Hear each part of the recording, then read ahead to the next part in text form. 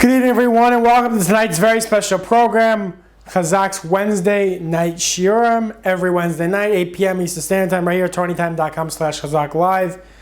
Tonight, we're going to have the greatly honored to hear from Rabbi Yitzchak Feldheim, Achieving Independence. We're going to be hearing an unbelievable shir tonight. It's being presented by Chazaq. Chickens for Shabbos, daily giving in Torah anytime. As we know, Chazaq is an unbelievable organization.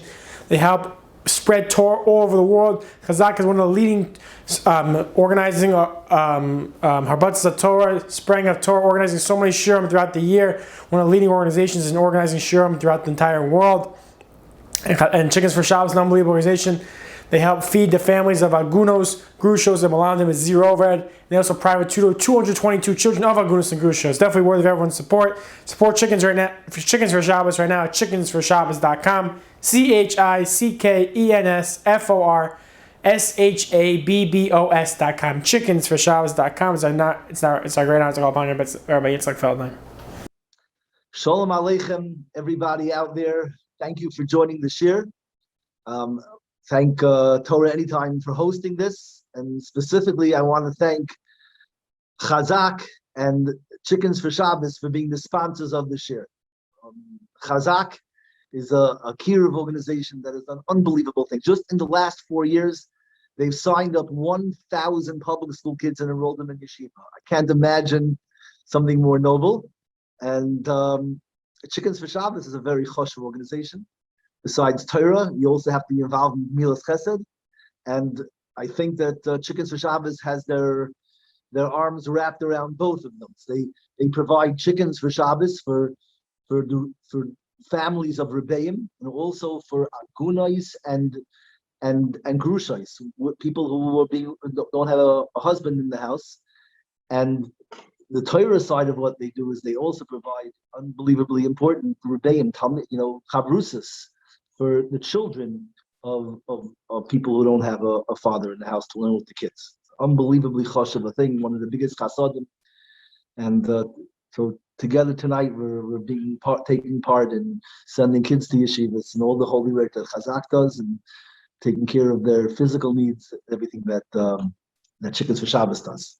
And a special shout out to Rabbi Aboff, who every time I give a shir, you can't imagine the headaches I cause him, my glitches and technology problems, and he is the most unbelievable nachas ruach with a smile. And I apologize to him in public for giving him Agbas Nefesh, and I commend him for not even letting me know that I'm causing him Agbas Nefesh. I'm just imagining I must be, but from the look on his face, he's like the happiest, calmest, most tranquil person in the world.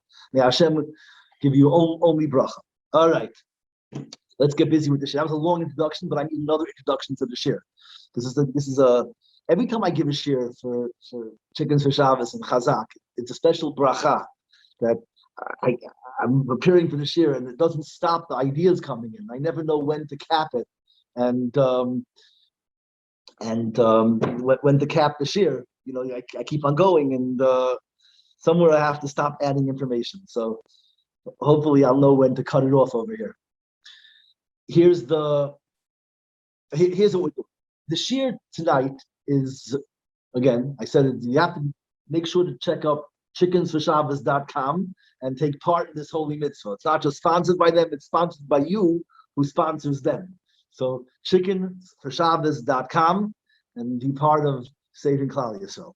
Okay, so this year is about becoming independent, becoming an individual. It's a very important sugya. I think it's the topic of this week's parsha. And we're going to do it in a very detailed way, as the parsha does it. We'll see. And I need you to put on a seatbelt, and it's going to be a little bumpy, but hopefully everything will work out together. And, here's what's going on.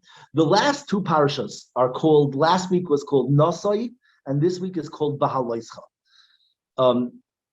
They both mean almost the same thing. Nasai means to lift up. To talk, or it means a lot of meanings, to count and to raise, but it talks about counting the Jews, but more than that, it talks about carrying the Mishkan. Carrying. Nasai means to carry, to raise.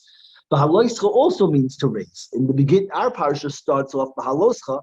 Bahaloischa is Haneros, the description of the Kohen Gadol lighting the menorah at the Beis Hamikdash.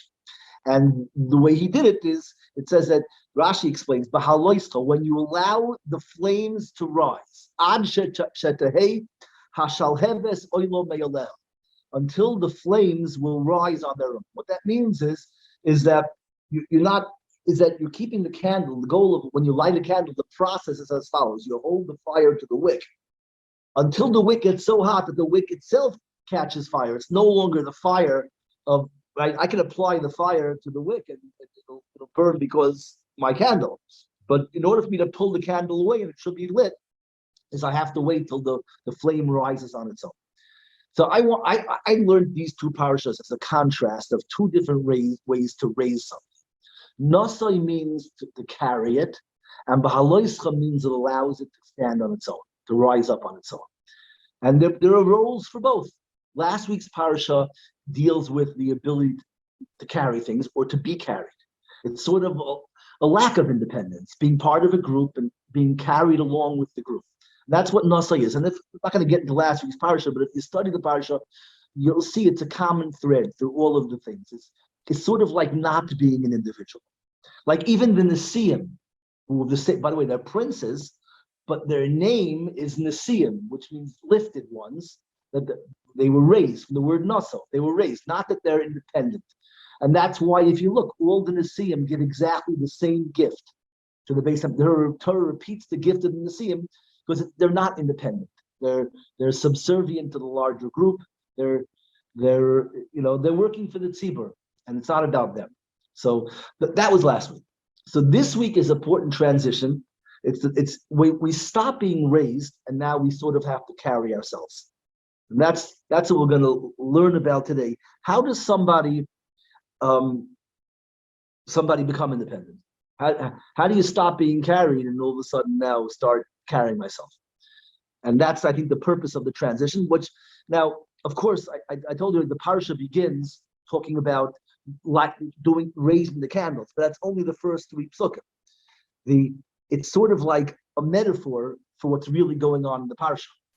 We're raising the candles, allowing it to go on its own. But if you follow the story now in the rest of the parasha, what happens this week is until now the entire Torah was leading up. They went to Mitzrayim, they came out of Mitzrayim, they got to Har Sinai. And for all of the past weeks, we've been standing at Har Sinai and receiving the Torah, talking about the details in the Torah, the laws of the Mishkan, the laws of the Karbanos, but everything was at Har Sinai. It's in this week's parasha that Klal Yisrael leaves Har Sinai and sets off on their lives. And I think it's a perfect shir to give, a perfect parasha of this time of year, because this is really the time of year that people are graduating, schools are ending, and it's sort of like, this is what we call the graduation. The graduation is called commencement exercises. Commence means to begin. A graduation is not about finishing school, but about beginning life. So the transition from the parasha of Nasai to the parasha of Bahaloischa is really the transition of school to the real world. When we're children and we're going through chinuch and we're in school, we are being lifted. It's our family and our teachers. We're in a safe environment where they're carrying us. The day you graduate is the day that you have to embark on your real life and begin to live the life that you were meant to live. And that's exactly what's happening in this parasha in the larger sense. The Jews were at Har Sinai, and the parasha, like the center of the parasha, the famous words that we say whenever we open the Aron Kodesh and Shul, Vayehi ben Sayah ha'aron vayomer Moshe. And it was when the Aron begins travel. And Moshe says, Kuma Hashem v'yafutzu yavecha. Rise up, Hashem, and scatter the enemies of the Jews. V'yanusu mishanecha miponecha. And those who hate you, flee. Right? And this is the parasha of describing the journey of the Jews leaving Har Sinai. So again, we have the microcosm, which is the Kohen lighting the menorah. The flames have to rise on their own. And the macrocosm is the story of the Jewish people going through the stage of where they're being lit in Parashas Nasai, sitting by Har Sinai, and now beginning the stage where they have to be lit on their own. They're leaving the mountain and they're going off on their individual lives. So we're going to study now, what does it take to leave Har Sinai and go off on your own? And what we'll see is, as soon as this happens in the Torah, everything starts to go wrong. This week's parasha and next week's parasha and the parasha after are just a list of all of the mistakes that Klal Yisrael made. When you're safe in front of Har Sinai, again, you're never safe. They also had the golden calf by Har Sinai. But for the most part, when you're sitting in yeshiva and you're safe in school with a good school, you're being carried. It's only when you leave that you run into trouble. So I'm going to go through over here in the parsha.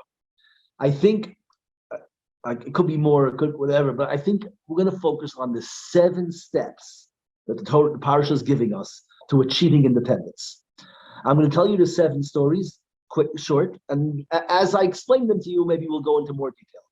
The first story it's a really cool story because it's really the first act of independence, of initiative in the Torah, is that there were Jews who were tummy, who were impure because someone had died, they had come in contact with death, so you become impure, and you can't eat the Passover, the Korban Pesach, if you're tummy. And they come to Moshe and they say, Moshe, it's not fair. We missed out on the Korban Pesach. Lama nigara. Why should we be less than everybody else? They all had the Korban Pesach. Just because we were impure means that we're not part of such an important part of Judaism. And Moshe's not actually sure. Moshe says, okay, hold on. You wait right here. Stand here. And I'm going to let you know what Hashem tells me that you should do. And actually Hashem acquiesces to them. He says, they're right. We're going to have a makeup holiday for Pesach called Pesach Sheni. So Pesach Sheni is a new Yom Tov which was created based on the request, based on the initiative of people. This is a perfect, beautiful introduction to the idea of not being carried, but being independent and having initiative. And it's interesting that Moshe Rabbeinu doesn't know what to do when he has to ask Hashem. There's another place in the Torah where Moshe doesn't know what to do. And it's another case of independence, and it's actually use the exact same words. There was a man, Tzalafchad, who broke the Shabbos in the desert. He was killed, and he had only daughters. He had 5 daughters, the daughters of Tzalafchad. And when it came to dividing the land, to give everyone their portion of the land of Israel, so the daughters of Tzalafchad had no land because the land was given to the sons. And they came to Moshe and they said, Moshe, our father died in the Midbar, but he wasn't part of any of the rebellions. It was his own sin. It was a personal sin. He wasn't trying to disrupt the whole Jewish people, and he only had daughters. Lama nigara. Why should our father be any less, or why should we be any less than the rest of the Jews that he loses his portion in Israel just because he has no sons? What happens if a man only has daughters, so he loses his portion? And Moshe doesn't know either what to do there. And he asks Hashem, and Hashem again acquiesces. And he says, they're right, they should inherit the land. And when there are no sons, the land goes to the daughters, and the daughters will inherit. And it's interesting, these are the 2 cases where Moshe doesn't know what to do, and they're not coincident. They seem like they're both the same kind of case. They're cases where individuals didn't accept what was given to them. They weren't timid. They stood up, they raised their hand, and they said, but we also love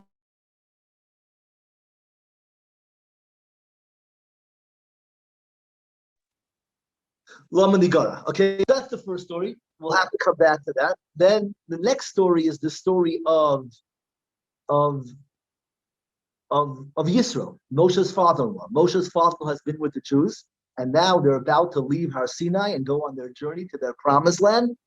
They're about to, and Yisro goes, okay, I've been here, it's time for me to go home. And Moshe's like, what do you mean go home? He says, you're home. This is your family, your son-in-law, your daughter's here, your grandchildren. Why do you want to go home? He says, I want to go, I want to go to my Artzi Malarti, my land and my birthplace. It's time for me to go back. And Moshe says, what do you mean? You're going to come with us. You're going to go into Eretz Yisrael. We're going to give you the same bracha that we have. You're going to get land. You'll be part of us. And Yisro says, no, he wants to go back. That's the second story. We have to analyze that story too. Why he's not willing to go with the Jewish people. He says he wants to go to his land. So is he being loyal to his traditions and he's not giving up? Is it a story of independence, or is it a story of breaking with the independence? We'll see. And then they actually leave Har Sinai, Vayehi ben Soya ha'aroin, and it says that the Jews left Vayisu me Har Sinai, and the Gemara, the Joshim, they're all busy with the idea that it's a bad thing, that they left Har Sinai ketinok habereach, like a child who is running out of school, like school's over, running, giggling, laughing, the school's over, running. They shouldn't have left Har Sinai so giddy and so happy to be finally getting away from school. even though you're going into life, but they whatever, we'll figure it out. Seems to me that's the third story. Again, one is the people who wanted a portion in the Pesach offering that couldn't have. Then Yisroi, the story of Yisroi. Then the story of that they ran away from Har Sinai. Then comes the next story, the Misonanim, the Jews who are complaining. It's interesting. It doesn't say what they were complaining about, but they were complaining, and Hashem was angry, and Moshe was angry. It was very not good, and it was a fire because they were complainers. They were misoning. They were complaining. That's number 4. Number 5 is after the complainers. It's also a complaint, but it's a specific complaint. The complainers doesn't say what they were complaining about, just they complain. Now we have the famous complaint that the mun, they have mun, and they say we don't like the mun. All we have is this lechem hakleikel, this light, empty bread. This nafshenu yevesha. Our souls are dry from this empty bread. We remember Zohar as Hadaga. Remember the fish and the melons that we ate in Mitzrayim for free. The good old days. All of a sudden, they're nostalgic about the good gig they had in Mitzrayim. It's a crazy story, but somehow they're remembering Mitzrayim with such positivity, and they're saying, "Here we are in the desert. And Hashem is feeding us food, and we don't like it. It's not good. Our souls are dried up from this. We remember, right? Okay, whatever. Lechem hakleikel. Next, that's the 5th story, and then the last 2 are at this point. Moshe says, because he actually, it's sort of like what I told you. It's about carrying and lifting on their own. This one actually spells it out clearly. Moshe says to Hashem, I can't do this. I can't carry these kids like a nursing mother carrying her baby. I can't do this. Did I give birth to this nation that I have to be stuck with nursing them constantly, 24-hour care? I'm overwhelmed by it. And what does Hashem say? Hashem gives in to him. Hashem says, you're right. And he says, gather me 70 elders, and I'm going to give part of the spirit from on you onto them. And they will also become prophets, and they will lead the people together with you. And that's actually what happens. Hashem gives over to them from Moshe's spirit, and these people start prophesying in the camp. It says that the boy, doesn't say who he is, maybe it's Yeshua, maybe it's someone else, but comes running into Moshe and saying, Moshe, there are people saying prophecy, and they didn't even go into the Mishkan. They're saying it in public, in the street, just like cheapening. It's not like they complain, they're cheapening prophecy. They're just like saying nevuah everywhere. It's like a dime a dozen. All of a sudden, everyone's a prophet. And he's all angry. And he says, Kloim, I don't know what it means. It could be like put them to jail, could be wipe them out. I don't know, but the guy's pretty angry. This Nar is pretty angry. He's saying like wipe them out or silence them. Stop this. It's a travesty. And Moshe says, no, he says, if only everybody would be like this. Can you imagine a whole nation of prophets? Everyone's experiencing God. That's the 6th story in the parasha. And then the 7th story is the hardest parasha, very hard. This Aaron and Miriam seem to say Lashon Hara on Moshe. Moshe separates from his wife because he's very holy and he's busy with God, and he separates. He says, maybe I shouldn't be busy with human frailties. And Aaron and Miriam are saying, what's Moshe doing? Did God only speak to him? Barak b'Moshe diber? He spoke to we're all prophets. We're Aaron and Miriam. We also spoke to God. Why is Moshe coming up with this new religious thing that he can't be with his wife? This is not the Jewish way. Who does Moshe think he is that he has to be so much holier?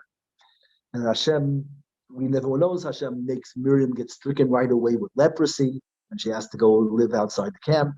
And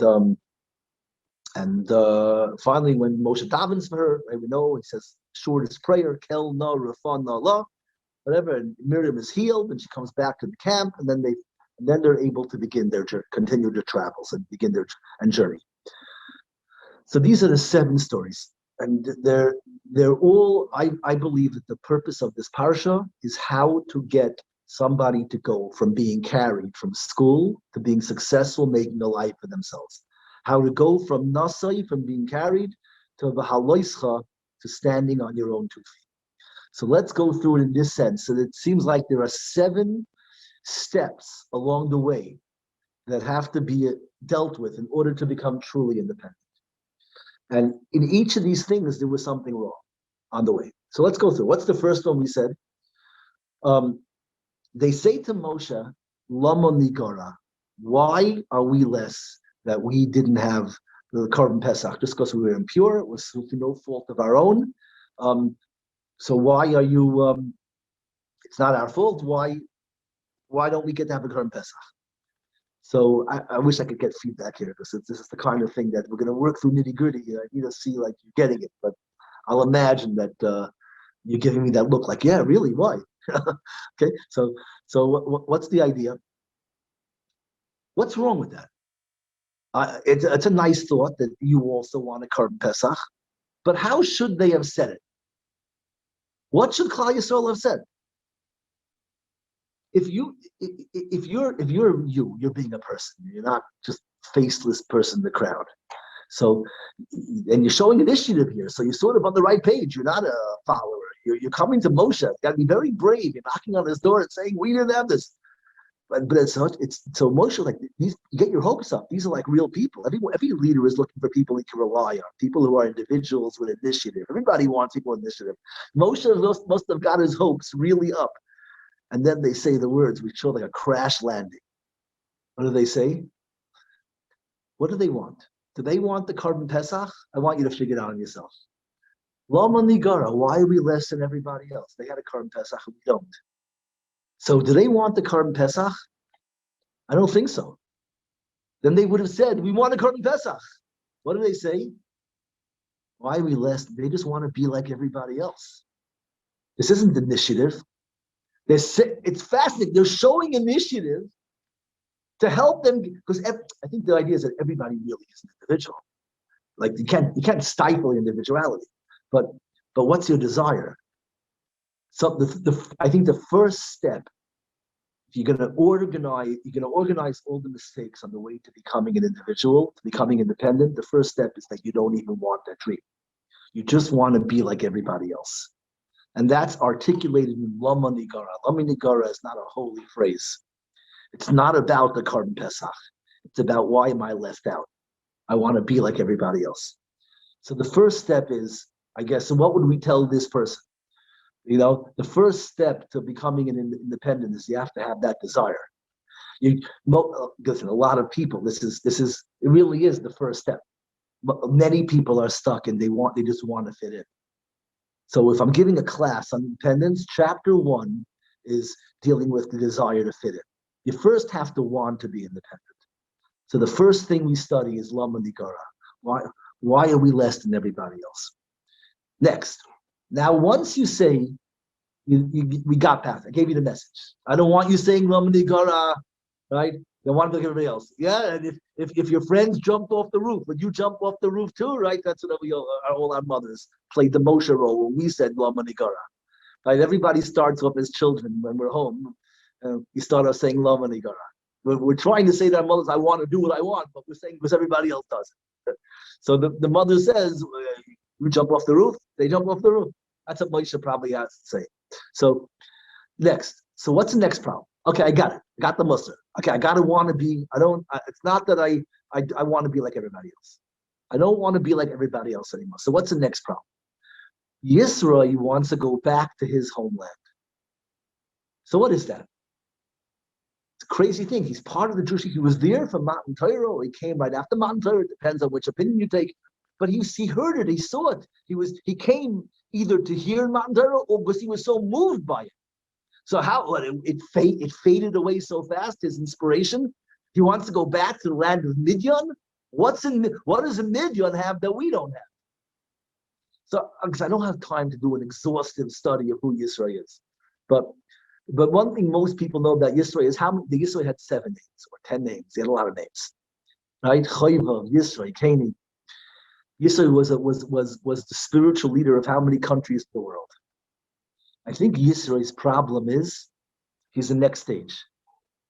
Some people want to be like everybody else, and some people don't want to be like anybody. Yisro has 100 names. He can't stay anywhere. he comes. It's like in the Old West. In the Old West, I used to like westerns. Okay, so in the westerns, every western's the exact same story. There's a widow with an orphan who are being persecuted by either the Indians or the people building the railroad or the cattlemen or somebody is picking on the widow and the orphan in the dangerous West, and this cowboy rides into town and he shoots all the bad guys, right? And it's beautiful. He saves the widow, but he never marries the widow, even though the widow needs to get married. The little orphan boy looks at him like, my hero, I want you to be my new daddy. But every Western ends off with him riding off into the sunset because he has to go to the next town to save the next widow and next orphan from the next calamity in the next town. That's not a real hero. That's a person who every day he has to go to a different city. You can't find the place. He doesn't have the problem that he needs to be like everybody else, but he's not ready to settle down and be himself. So the first obstacle is, and that the guy runs away. Every time he starts to get too close, every time it's too comfortable and things look too good, he has to go. Where's he going? He's going to Midian, but he's done this. Yisrael has done this before. Every place he's been, he's bailed down on. The last one was a pretty good place. He was with us. It was good, but even us, he leaves. And he goes back to his land of Midian. Because he has many names. Today in modern therapy, when you have somebody with multiple personalities, the trick is, can we blend all their personalities into one healthy one? Yisrael needs to become one person, And even his name, the name we use, his name is extra. He's Yisrael. He's additional. He's never part of it. He's not the Soich Ami Anoichi Yeshavos, I dwell amongst my people. I always say the healthiest people in the world are the people sitting in the middle of the row, in the middle of shul. You can hide on the front row or in the back row, or you have an aisle seat, because you like near an exit row seat. When you sit in the middle of shul, you're part of the people. Yisrael can't be part of the people. Anyways, okay, we have 7 things to do. So let's recap quickly, and then we'll hopefully start rolling quickly. So I want you to see that it's not just a random thing I'm saying. This is actually the order. The Torah is giving you the real order that you have to go through in order to become an individual. The first thing is you have to not want to be like everybody else. Lamanikara. Now I overcame that. I don't want to be like everybody else. But now you have to want to be you. You can't want to be nobody. Right? Some people don't want to be like everybody else, but they're not ready to be themselves either. They're in that middle ground where I'm not everybody else, but I'm not me yet. Okay. Next. Okay. So what's the next case? What's the next one? So you with me, right? So the next one was they ran away from Har Sinai. Ketina Kabayreach. So they're about to start their life. It's like they're graduating. So what's wrong with that? Isn't it exciting to go to work? Isn't that what you lived your whole life for? You've been chomping at the bit, waiting to open your first business, waiting to make some money. Enough spending all this money on tuition. Now it's time to start paying up my loans. There's a car I want to drive. There's a house I want to live in. So what was the sin over here? Here's what the Torah deduces it from. It doesn't say they went out into the desert. It says they traveled from Har Sinai. They didn't run into the world. They ran from the mountain. Running to be you say they ran into their lives. It doesn't say they ran into their lives. It says they ran away from school. What does that mean, to run? Ketina kabayreach. It's good to run into the world after you graduate. But what you're supposed, the healthy person, if you're an individual, what's the individual doing? The individual is running to embrace his role in the world. But this guy is just running away from school. What does that mean? So let's analyze it. There's a middle ground. When I'm in school, I'm being carried. So I don't want to be carried. You're supposed to now want to do it yourself. There's a middle stage where you you don't want to be we want to get out of school, but it's not. I just want to be free. This is desire for freedom. It's not a desire to be me. Yes, you're free from all the things that define you. The kid who moves out of his house, but not because he wants to move into his own house. He just wants to get out of his house. Some people want to move into their own house. They want to have their own place. They want to start to establish, like what Yaakov says when he leaves Lavan. That's the holy way. He wasn't leaving Lavan. He was saying, when am I going to build my own house? I have things to accomplish. I have my own journey, my own existence. Yaakov doesn't run from Lavan. Although he runs, he's not running he's running to his life. His life is waiting. So the first step that people have to overcome is that they want to fit in with everybody else. The second step is not that you want to fit in with everybody else, but that you don't want to be part of any. You don't want a place. And then you come to the place over here, this stage where you're leaving Har Sinai, you're going into your world. But your focus of going into your world and having your own place is not to be there, is not to be home. I have no parents. Do you want to go to Israel to learn, or do you want to go to Israel because your parents aren't over your shoulder, right? Do you want to? This is the question, and this is. Listen, every one of these stages is common, right? Let's think about it. There are people who just want to fit in with everybody else. There are people who don't want to belong anywhere. And there are people who want to belong somewhere because they want to be free from somewhere else. Okay, so now we start to get into the next stage. Now we're ready up to the stage where I no longer want to be like everybody else. I no longer don't want to be anywhere. I realize that being like everybody else is just a copycat. Not being anywhere is lonely. It's just a waste. I'm not being anything. And then I realize that just having my own house isn't enough. It has to be about who am I, not who am I not. Not what am I leaving behind. So now comes the Mis'oinim. What are the Mis'oinim?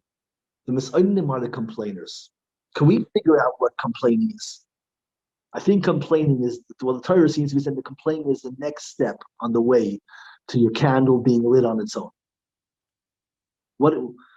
It doesn't say what they're complaining about. Why would the Torah not say what they're complaining about? The Torah would not say what complaining about. It doesn't matter. Why wouldn't it matter? Because the complainer is not about what it is. It's just an excuse. Who complains? When do we complain? You see, the previous guy never complains. The guy who just wanted to get out of school, let's call him the chiller, okay? The chiller just wants no pressure. So he ran away from school. So that guy's the most chill guy. So he doesn't complain about nothing. Everything's great. Who complains? The guy who conquered the chiller stage. He doesn't want to be free. He wants to be something, but he doesn't believe it's going to happen. When you've gotten past it, you just want to be free. I don't want to just leave school. I want to make money. I want to drive like the right car. I want to get married. I want a family, but I don't believe that it's ever going to happen. So that guy is the kvetch. The kvetch is the one blaming everybody and complaining that he's not able to get what he wants. The prerequisite to kvetching, the complaining, is you have to dream and you have to want it. So he's already very advanced. The complainer has made huge strides. He doesn't want to be like everybody else. He doesn't want to be nobody. He doesn't want to just chill. He actually wants to be, but he doesn't believe he could. So he's complaining. Have this and all that. It's not working. Then we get to where the Torah starts to slow down and talk a lot. The Mis'oinim is in one pasuk. Now we get, very short. Now we get to the story of the man. What was the complaint with the man? How do we understand that complaint? So I think the complaint with the man, I'll give you a little cool way of thinking about it. The problem with the man is that the Torah calls it, how does it say the man is? The man is Kizra God. It's like coriander seed. God is Gimel Dalet. That's the definition, the Torah's definition of what the man is. It's God. And they say we remember the fish that we ate in Mitzrayim. Daga asher ochel Mitzrayim. So get a little mystical for a second. If you'll notice, the word dog is the word God backwards. What's the idea? The Gemara tells us what Gimel Dalet is. right? The Gemara in Brachas, when it finds the Aleph base, it says that on Shabbos, that Gimel Dalet is Goimel Dalet. It's giving charity to the poor.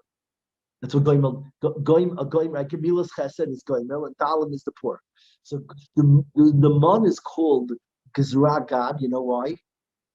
Because it's the ultimate case of being carried. It's that we're sitting, we do nothing, and the food falls from Shemayim. Hashem is the rich guy, and I'm the Schnorrer. I'm sitting there with my hand saying, Hashem, give me some food. It's from the goimel to the dal. That's the problem with the money. And that what does that do for you? It's lechem hakroikel. Kal means easy. It's this totally easy, empty existence. Nafshenu yavesha. My soul is dry. I'm a dreamer. I'm longing, and all you're doing is you're giving me things. How long can I sit here on government programs during COVID? Yeah, they're giving me checks every day and stimulus. I don't want to be I don't want goimel dalet.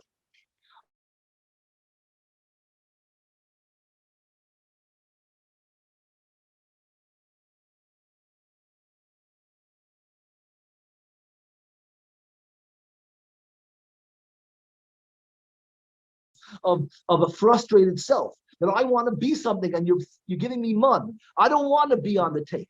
I want to be earning things. And that explains the whole mun. And here's what they say: remember the fish that we ate in Mitzrayim for free.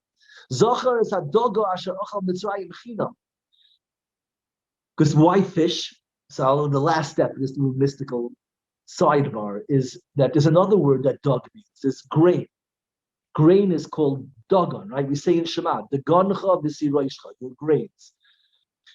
Could you figure out why would the word fish and grain have the same meaning? They have nothing in common, fish and grain, right? So based on what we explained, it makes total sense. Dog doesn't mean fish or grain. It's the opposite of what God is.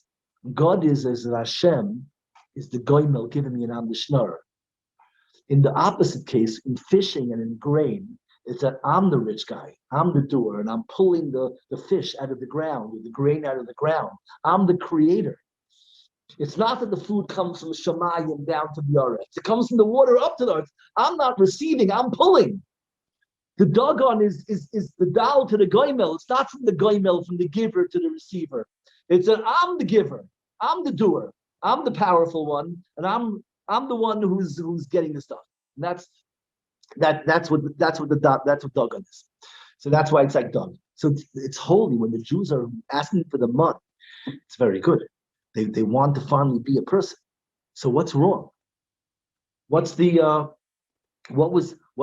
sin? According to the way we're explaining it now, this is the most beautiful thing, right? This is the Jewish people are finally wanting to be individuals.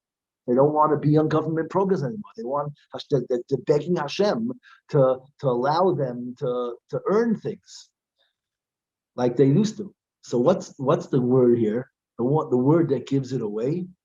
This is a very heavy, it's very deep. But what does it mean that we asher achal Mitzrayim chinam, the fish that we ate in Mitzrayim for free? Where's the free? You were slaves, right? You had nothing, right? You paid for everything fully. You got some fish in exchange, and even if maybe they didn't give you, maybe they gave it to you for free, but still, even that, you're slaves. How would you call it free? How would you make sense out of the word free in this context? If you understand the use of the word free in this context, it'll make perfectly good sense of why this is a mistake in the way. They're not there yet. There's still 2 more stages after that. This is only stage 5. Think about it. Why would somebody say that when I finally, on something that you paid for in full, that it was free? Their whole point was, I don't want it free. I want it paid for. I want to pay for it. I want to earn it. I don't want to be a schnorrer. And then they ruin it by saying, just like the fish, which we earned, that's what fish means. I fished, I earned it. Just like the fish, I was eating for free. So I think what the only way to explain this is, maybe there's other ways, but I think that the most obvious way to explain it is, when someone says free on a job, on money they earned working hard, they mean free from guilt. is that when I pay for something in full, I'm free. I'm not weighed down by the shame, the guilt of having earned it, of not having earned it. And that's what they're saying. They're saying we remember Mitzrayim. We remember in Mitzrayim that we everything we ate was free of unencumbered. Now every time I eat over here, I feel like a failure, I feel like a fraud. Free food is the most, this is a good way to say it. Free food is the most expensive thing in the world because the burden of being indebted, of shame, of carrying it around. This is what we call nama de kisufa, the bread of shame in Kabbalah. There's nothing harder to bear than free gifts because you carry the shame.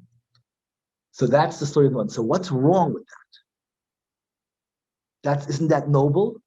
Somebody comes to you and says, I don't want you to give me gifts because I don't want to have to deal with the shame. I want to earn it myself. Why is he not done yet? Why are there 2 more stages? Can you figure that out? It's unbelievable how much he accomplished. He doesn't want to be like everybody else anymore. He doesn't want to be random and free and untied down. He wants to be tied down. He wants his own place.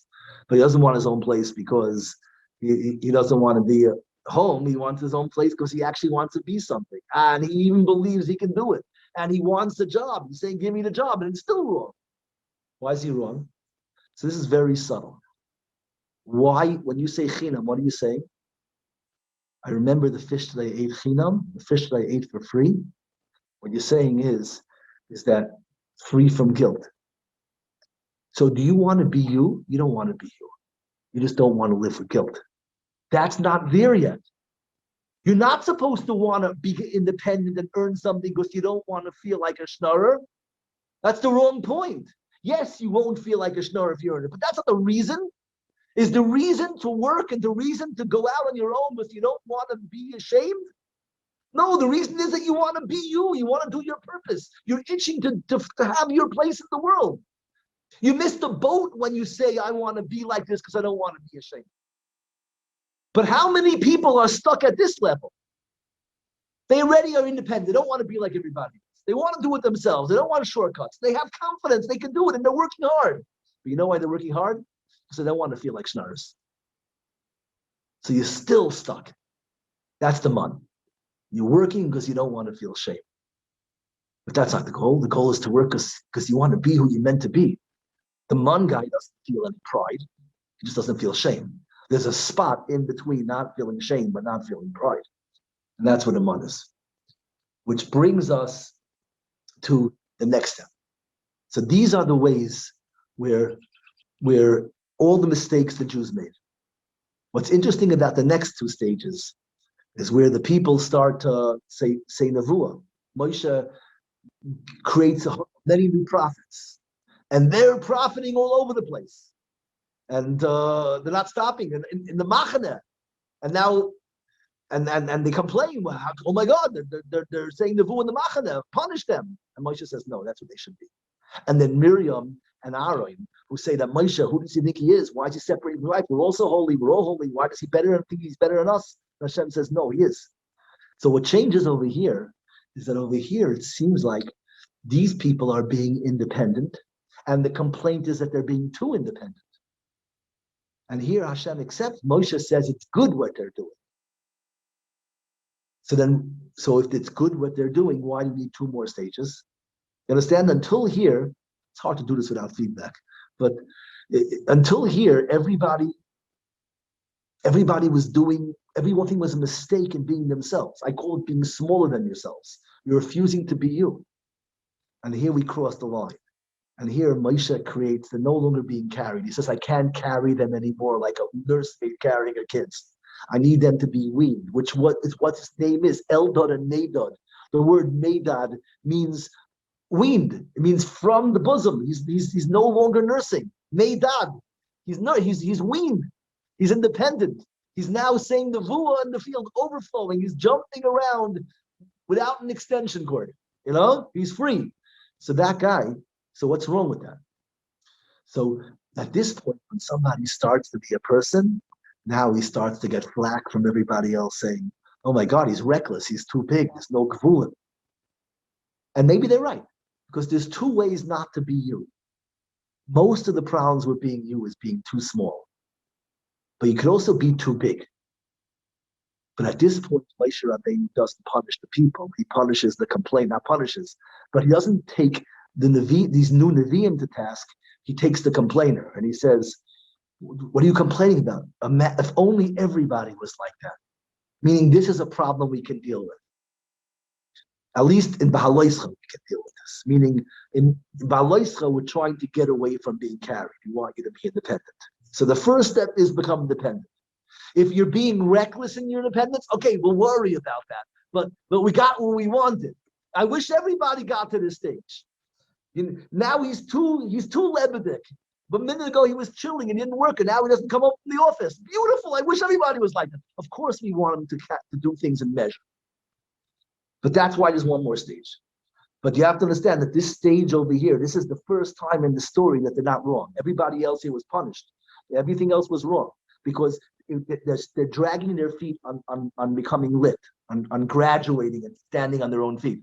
They're dragging their feet. But over here, for the first time, it says v'lo yasa.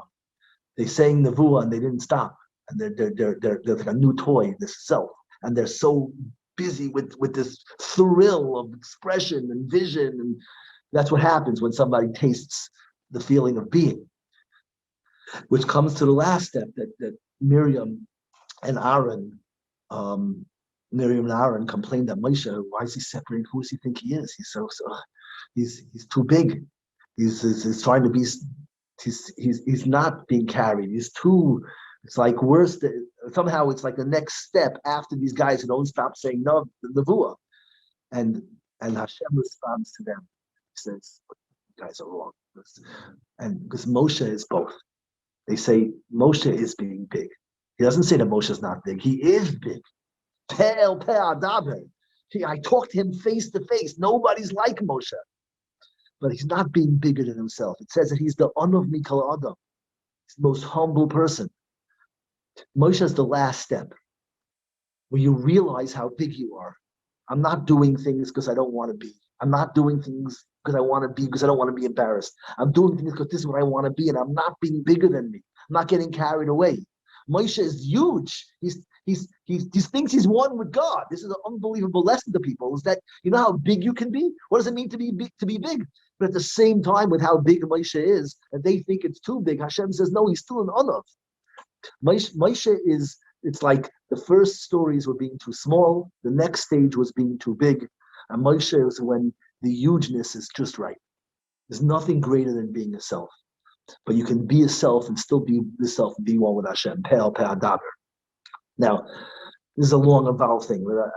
A lot of it might sound a little. I just want to give you one thing. I'm done, and I'm just going to stick in one last thing if you want to stick around. But let me just click. I know there's a link, but Nick 10 is a link, and find chickensforshabbos.com and be part of this holy mitzvah. But there's those who followed me the whole thing here. It's a complicated thing. You'll find one word throughout the parsha that shows up many, many times, more than any other place in the Torah. And I'm not gonna be able to go through something with you because I'm not really communicating with you. We're not working this out like a workshop. But throughout the parsha, it uses this word asaf, to gather together. And most of the time, it uses the word asaf. It's forced. It's the wrong word to be used. You'll see it on your own. Go count the times it says asaf. I'm not saying it doesn't work, the word asaf, but it's not the word the Torah normally uses. It talks about the Erev Rav, and it calls them the Asafsov, those who were gathered in. It talks about Shevet Dan, who was the last of the tribe, and it calls it Ma'aseh L'chol Hashvatim, the one who gathers in the tribes. Moshe comes into the room, and it says he was gathered into the room. Miriam comes back into the camp after she was thrown out. She was gathered into the camp. The mun was gathered. They gathered the mun a few times. That there it belongs to be used. Many, many times. I want to focus on the one. I think this is the fulcrum at the parasha where everything changes. Was by the mun, and by the mun, it says. Find it exactly. Oh, not by the mun. I'm sorry. When they finally get it right. When did I say they finally got it right? They finally got it right when the Nevi'im start to say nevuah, and And it says that what does it say? Till now, everything it says below Yosef, and they didn't stop. They didn't gather it in somehow. Yosef means right extra, but it also right. But lo, they didn't stop talking. They didn't stop saying Nevuah. I wish you could see it inside. You have to do it on your own. Look at all the Osafs in the parasha. He gathered the 70 elders. Vayesleim Shivim Ish. It says it 4 times by them. He gathered them. And then they refused to be gathered in. Below Yosef. The Torah obviously wants you to focus on this idea. The law that they were gathered. Then by Yisnavu below Yosef, when they refused to be gathered in. Meaning the way it says they never stopped is they weren't gathered. So until now, we said the problem is that people didn't want to be themselves, and over here, they didn't want to stop being themselves. So I found the source, I think, where the Torah speaks about these 2 phrases, Asaf and Lo Yosef, gathered and not ending. Where do you find this? By Yosef. By the way, if there's 7 stages here, so the story over here is the 6th stage. We know in the Sphiros, the 6th stage is Yosef, right? The 6th Ushpizin is Yosef. It's called Yisod, right? And the 7th one is David, is Malchus. So if you're going to count Avram, Yitzchak, Yaakov to all the stages, that each one had to do one stage of becoming Klal Yisrael. So the stage in this, that's Yosef's stage, is this stage of the Nevi'im who were Lo Yosafu, which actually is the same word as Yosef, Lo Yosafu, but it gets better. And this is the last thing I'm saying to you, so you'll be free in a second. If you're following it, good. If not, I apologize. But, when Rachel has Yosef as a baby, and she's going to name it, what does she say? She says, Asaf Hashem es cherpas, Elokim es cherpasi. Hashem is gathered in my shame. He's put an end to my shame. Till now, everybody else had kids and I didn't. Now Hashem is gathered in my shame. However you understand that. And then Hashem gathered in my shame. And then she says what? Then she says, Vayikra Shema Yosef, and she calls him Yosef. And you might think she's naming him Yosef because Hashem gathered in my shame. No. Asaf Hashem is cherpasi. Hashem gathered in my shame. Vayikra Shema Yosef. Lamar to say, Yosef li ben acher. Give me another kid. Why was he called Yosef? Was it because she was Asaf as cherpasi, she gathered in the shame, or because Yosef li ben acher, give me another kid? In the pasuk, she refers to 2 different meanings of Yosef. Hashem gathered in my shame, but then and then she calls him Yosef. But in case you're wondering which is the reason, Lamar you call Yosef to know, not because Hashem gathered in my shame, because Yosef li ben acher. Hashem should give me another kid.